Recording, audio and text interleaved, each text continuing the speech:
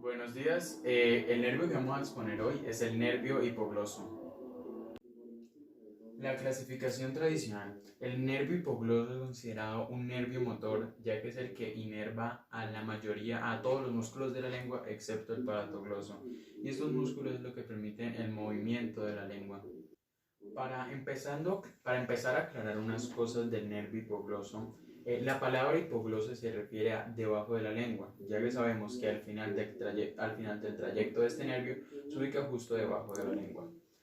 Iniciando con el origen real, se sabe que el origen real del nervio hipogloso es en el núcleo del nervio hipogloso. Con respecto al origen aparente, como bien lo dice, el nervio aparenta salir del surco o fosita preolivar o también llamada el surco anterolateral del bulbo. Recorrido y relaciones. Después de emerger de la fosita preolivar, nuestro nervio hipogloso se va a encontrar inmediatamente en la fosa craneal posterior.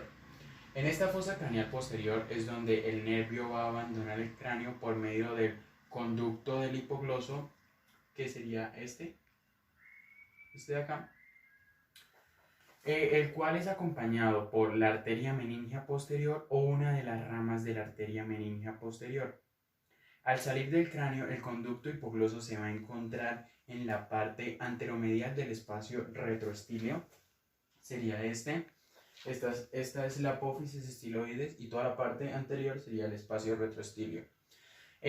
Va acompañado por importantes nervios como el nervio 9, 10, 11, la cadena simpática, la vena yugular interna y la arteria carótida interna. Para representar este siguiente paso se ha graficado, como puede ver aquí, el conducto del hipogloso o agujero condilio anterior, el agujero rasgado posterior, que sería este de acá, la vena yugular interna, esta misma, la arteria carótida interna, esta, y la arteria carótida externa y pues el nervio hipogloso. Al salir del agujero condilio anterior o conducto del hipogloso se dirige hacia adelante y hacia abajo hacia la región carotidia, pasando primero por la vena yugular interna y dirigiéndose y por la arteria carótida interna.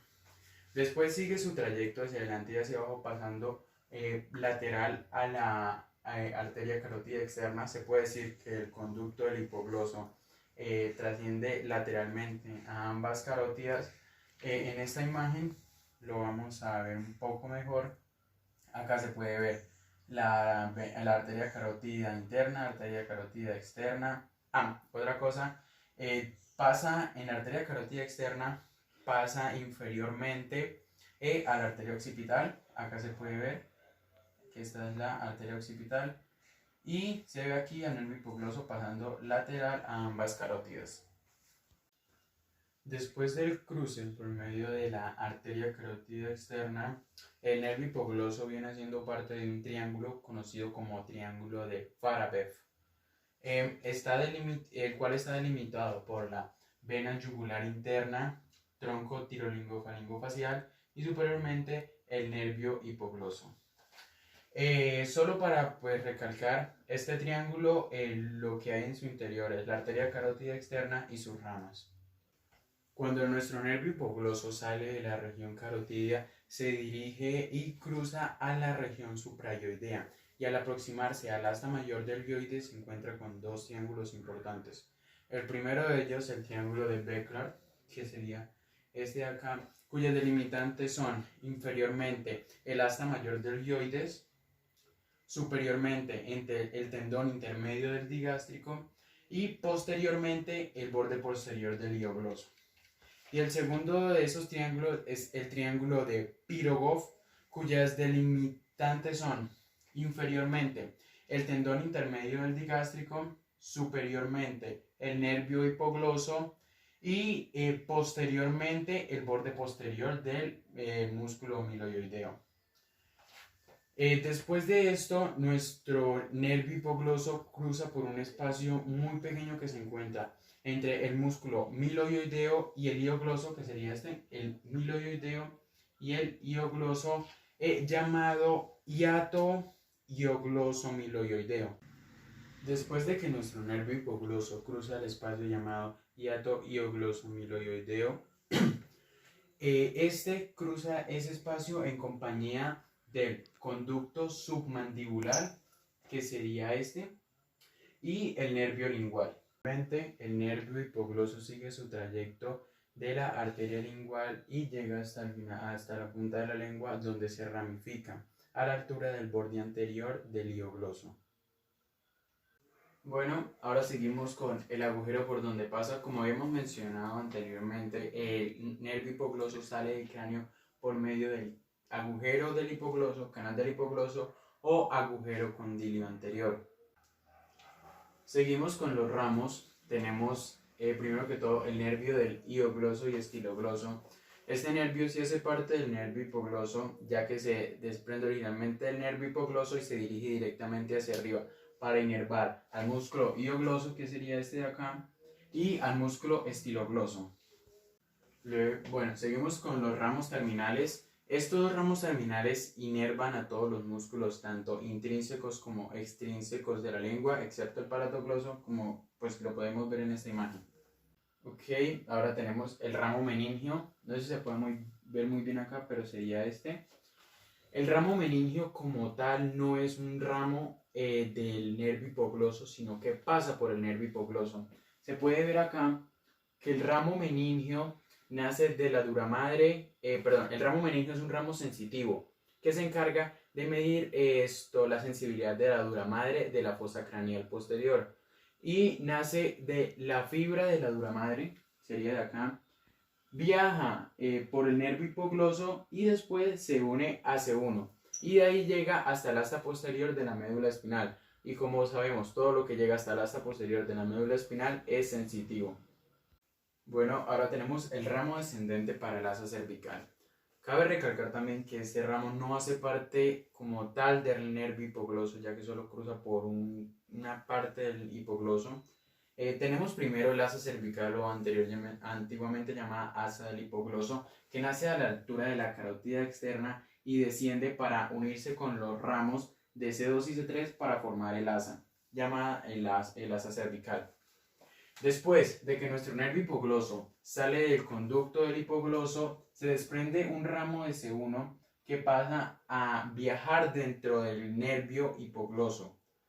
Pero a la altura de la carótida externa, el nervio decide salir del conducto del hipogloso y descender, y eso es lo que forma el ramo descendente del asa cervical.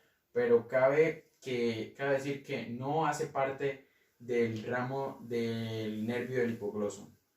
Ahora tenemos los ramos linguales, que sus terminaciones inervan el estilogloso, el hiogloso, el geniogloso y los músculos intrínsecos de la lengua.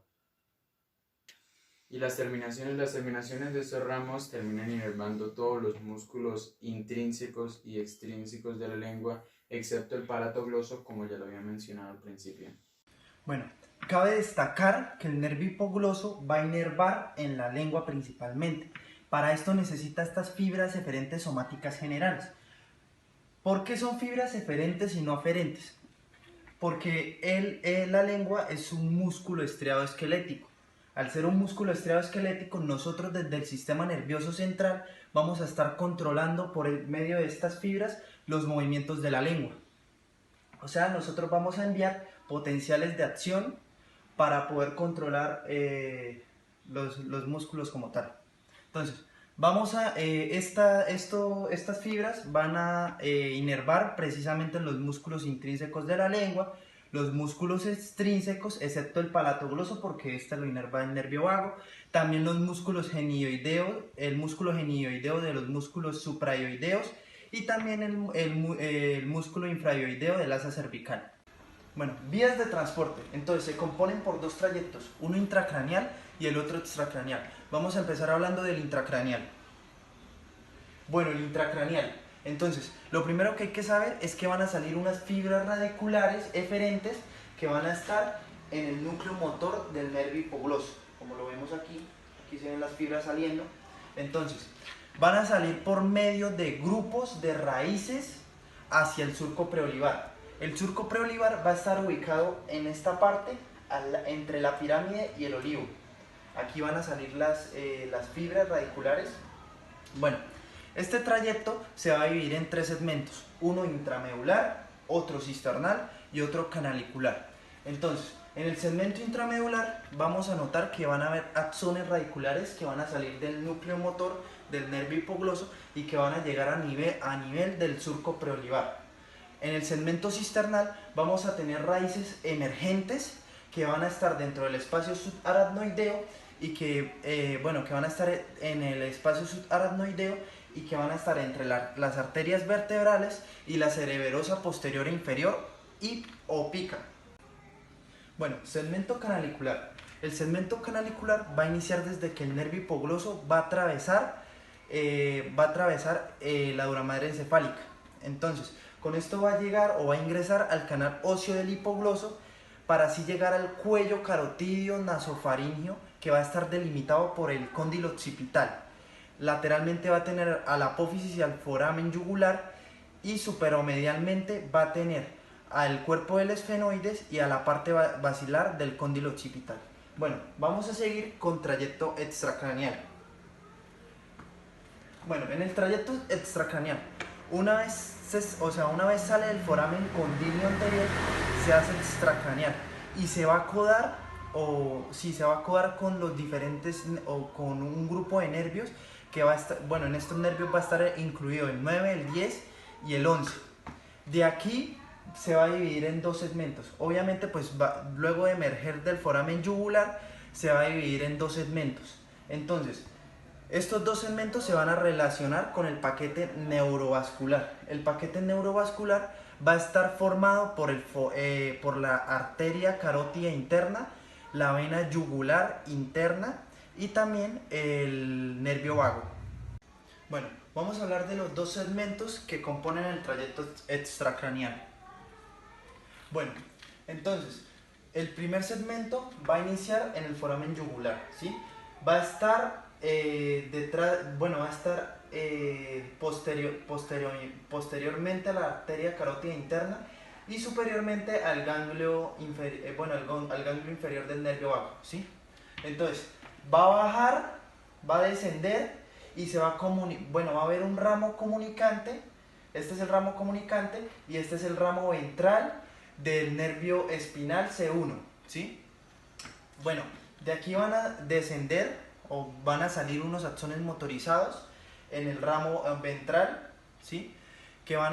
Estos axones motorizados van a venir del asta anterior, pues del nervio cervical C1, y van a bajar hasta lo que es el músculo geniogloso y el músculo tiroideo. El segundo segmento hipogloso va a arquear la arteria carótida interna. Entonces sabemos que el paquete neurovascular va a estar conformado por la vena yugular, el nervio vago y la arteria carótida externa. Entonces, una vez esto rodea o arquea la arteria carótida externa, va a bajar a la arteria carótida interna. Una vez la arquea, va a bajar a la arteria carótida común, ¿sí? Que es esta que se ve en esta imagen, la arteria carótida común, y va a cruzar lateralmente la arteria carótida externa y va a llegar hasta el asta mayor del hueso hioides. Se conecta con el músculo geniogloso, que en este caso el músculo geniogloso está debajo de la glándula submandibular o glándula de Wharton, y de aquí van a salir unos ramos terminales que van a controlar la musculatura esquelética lingual, tanto intrínseca como extrínseca. De aquí cabe destacar que el palatogloso no va en esta inervación porque lo inerva el nervio vago. Como antes lo veníamos hablando, pues estaban estos 2 segmentos. Aquí en esta imagen se puede ver claramente que el primer segmento pues está pintado como en una línea morada, ¿sí? Que va a llegar hacia el músculo genioideo y el músculo tiroideo, se va a conectar. Y también tenemos el segundo segmento que ya llega hacia el músculo geniogloso, el músculo geniogloso conecta con los ramos terminales y estos se van a encargar tanto de los movimientos intrínsecos como los movimientos extrínsecos de la lengua. Venimos hablando, vamos a seguir hablando de la función de la lengua, ya para finalizar. La función es netamente motora, lo que sirve para tanto movimientos de la lengua, el habla, también colabora mucho en las acciones del bolo alimenticio, la deglución, la articulación de sonidos, ¿sí? Muchísimas gracias por su atención y que tengan un feliz resto de día.